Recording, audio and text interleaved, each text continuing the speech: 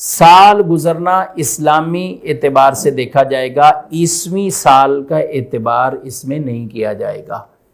بعض لوگ کہتے ہیں کہ ہم دسمبر تو دسمبر ہو جاتے ہیں، ہمارا حساب کتاب بڑا کلیئر آ جائے گا، تو یوں نہیں دیکھیں گے۔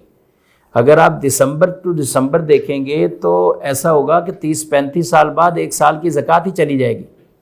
اسلامی سال تو چھوٹا ہوتا ہے، یعنی 10 دن کا فرق ہوتا ہے۔ تو اب آپ دیکھیں، کبھی ہم گرمیوں میں روزے رکھتے تھے، اب ہوتے ہوتے تقریباً میٹھے موسم میں آ چکے ہیں، یعنی ابھی تک موسم نارمل ہے۔ تو یہ کیا تھا، تو وہ کم ہوتے گئے، اب ہم اس طرف آ گئے، اور اب آئندہ کئی سال تک ہم سردیوں کی طرف بڑھتے جائیں گے اور سردیوں میں ہی روزے آئیں گے۔ تو یہ جو ایک پورا ایک سرکل ہوتا ہے، تو اس میں 30-35 سال تقریباً، کہ اس میں ایک سال آپ کا ویسے ہی مائنس ہو جائے گا۔ تو زکوٰۃ کا اعتبار یہ اسلامی سال کے مطابق کریں گے، دوسرے کے اعتبار سے نہیں کریں گے۔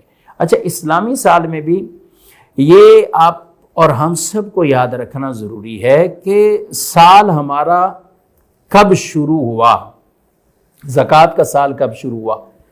مثال کے طور پر آج ہم اگر بات کریں تو شعبان المعظم کی 17 تاریخ، آج 17 تاریخ شعبان المعظم کی، تو ابھی رات یعنی 17 کی ہے۔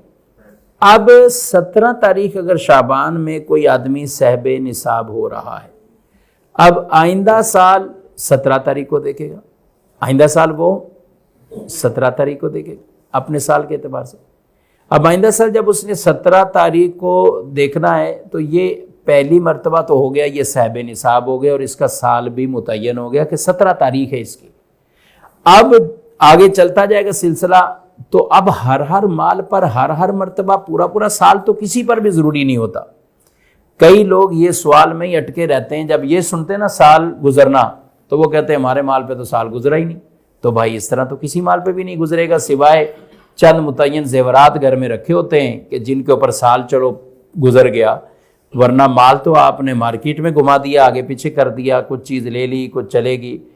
تو اس کا یوں اعتبار نہیں ہے کہ ہر مال پر سال گزرے، بالکل نہیں، بلکہ اس کا مطلب یہ ہوتا ہے کہ جب آپ پہلی دفعہ صاحب نصاب ہوئے، اب اس تاریخ پر آپ کو دیکھا جائے گا کہ آپ آخر میں جا کر سال آپ کا مکمل ہو گیا، اب آپ کا ہو گیا کہ سال۔ اچھا، بیچ میں آپ اپ ڈاؤن ہوتے رہے، اس کا اعتبار نہیں کیا جائے گا۔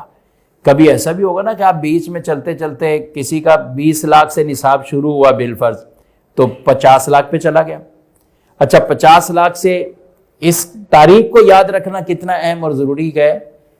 مثلا 17 شعبان میں اگر کسی آدمی کے پاس 4 لاکھ روپے، 3 لاکھ روپے، یعنی اس کا نصاب شروع ہوا، 17 سے چلتا آئندہ سال آیا، آپ نے 10 شعبان پہ دیکھا تو آپ کے پاس جو ہے نا 3 لاکھ نہیں بلکہ 30 لاکھ ہے۔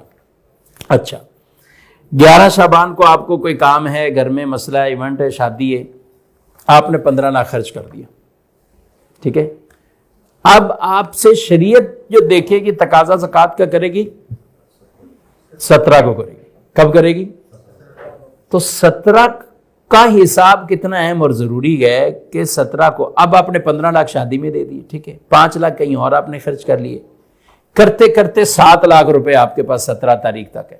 نصاب آپ کا 3 سے شروع ہوا تھا، اب دیکھیں گے تو 7 لاکھ ہے، 7 لاکھ کی آپ زکوٰۃ ادا کر دیں۔ شریعت آپ کو یہ قطعاً نہیں کہتی کہ 10 دن پہلے آپ نے 15 لاکھ خرچ کیے ہیں اس کی بھی زکوٰۃ دو، پچھلے مہینے آپ نے اتنے خرچ کیے ہیں اس کی بھی زکوٰۃ دو، اس سے پہلے۔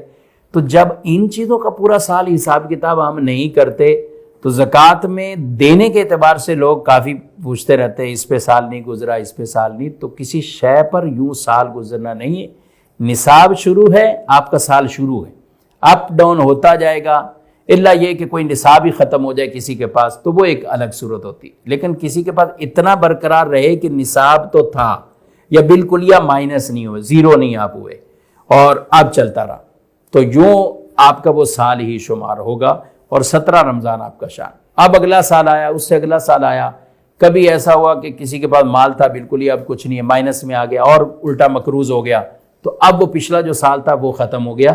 اب جب دوبارہ یہ صاحب نصاب بنے گا اس تاریخ کا اعتبار کیا جائے گا۔